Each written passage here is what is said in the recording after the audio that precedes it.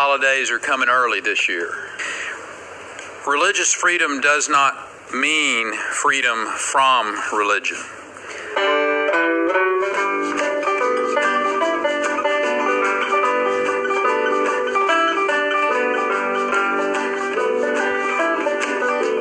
Thank you, Bob and George, for showing up to this top-secret meeting so promptly.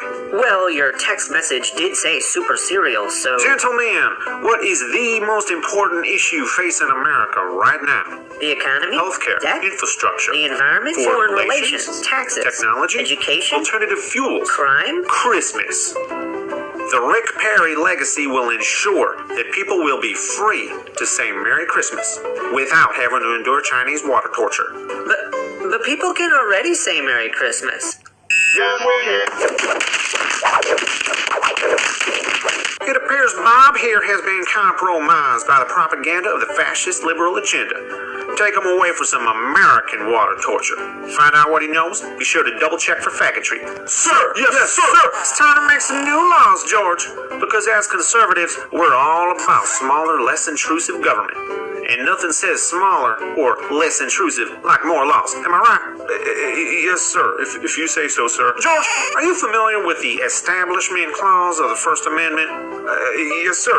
It says, Congress shall make no law respecting an establishment of religion. I think the Founding Fathers' usage of the word no is a little hazy, don't you? Sir? Freedom of religion, not freedom from religion. Simple, right? It means everyone should have the freedom to have religion imposed upon them. George, I totally agree. Good. Now remember that the First Amendment also guarantees the free exercise of religion. The key is to milk the free exercise clause to promote Christianity in public schools. How do we do that? Don't you read your Bible? Obviously, it's downright impossible to properly practice Christianity without the display of ancient torture devices, cheap plastic nativity scenes, and prayer led by employees of the state. Where does it say that in the Bible? Leviticus chapter 7, verse 11. Huh? Look, the main issue is the public schools, where we can use an air of authority to promote Christianity to children. Why children?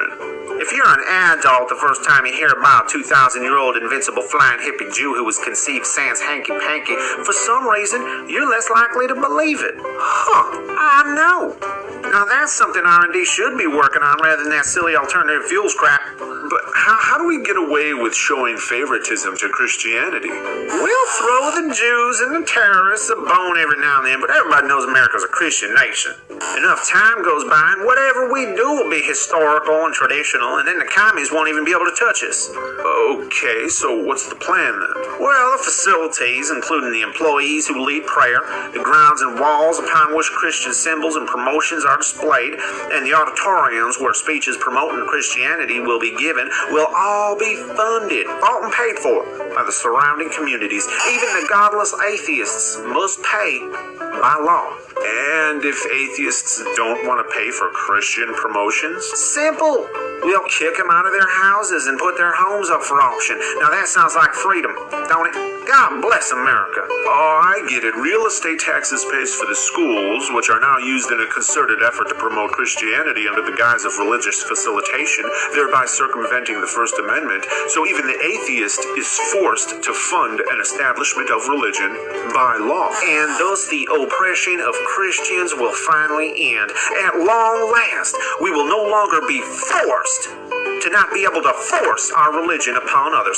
Gotta love that freedom.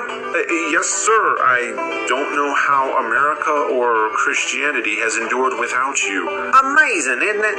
But keep in mind that the first Christians only had to put up with things like being fed to lions. They ain't never had to deal with the trials and tribulations, nay, the oppressive horrors of not being able to force other people to pay for their religious activities. Duly noted, sir. One question, though. Ironically, I've noticed that the churches don't pay a dime in income taxes or real estate taxes. So asking the taxpayer to shoulder the burden in promoting their religion might come off to some as especially unfair.